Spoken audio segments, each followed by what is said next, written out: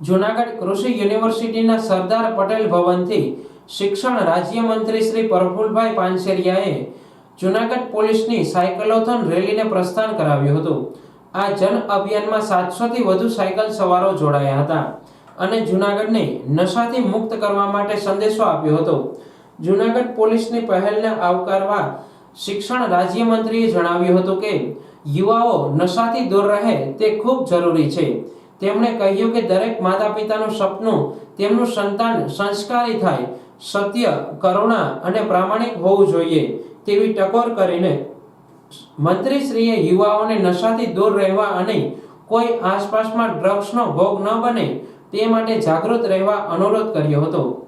યુવાનો દેશની પ્રગતિમાં ભાગીદાર બને, ભારતની સંસ્કારી શિક્ષણ પ્રણાલીના માર્ગો આગળ વધે તેવું સૌ કોઈ ઈચ્છે છે અને તે માટે આજે રાષ્ટ્રમાં વ્યાપક અભિગમનો થઈ રહ્યા છે।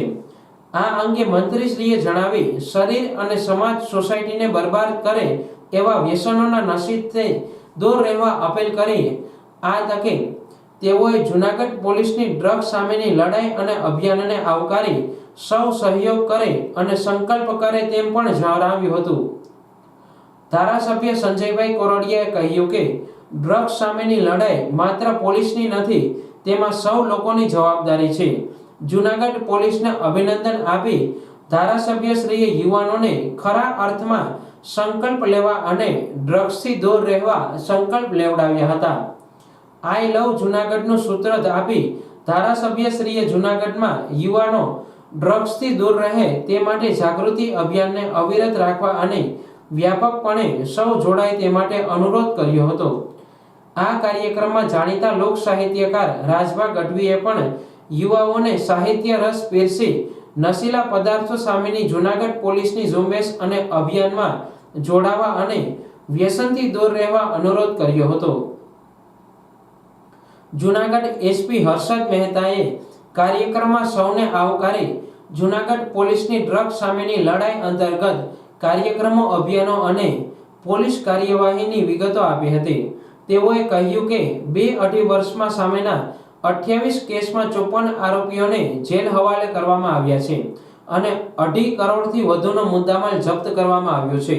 ડ્રગ્સ સામે મજબૂર નહીં પરંતુ મજબૂત બનો તેવું જણાવ્યું હતું। આ સાયકલોથોન રેલીમાં સ્ટુડન્ટ, પોલીસ કેડેટ, યુવા વિદ્યાર્થીઓ, વિવિધ સંસ્થાઓના પ્રતિનિધિઓ જોડાયા હતા। બાળકોએ પણ રેલીમાં જોડાઈ ઉત્સાહ દાખવ્યો હતો।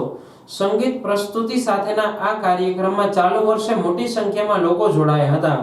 કાર્યક્રમ પૂર્વે આઈજી શ્રી નિલેશ જાજવાડિયા અને એસપી હર્ષદ મહેતાએ મંત્રીશ્રીનું સ્વાગત કર્યું હતું। આ કાર્યક્રમમાં નાટક પ્રસ્તુતિ પણ કરવામાં આવી હતી।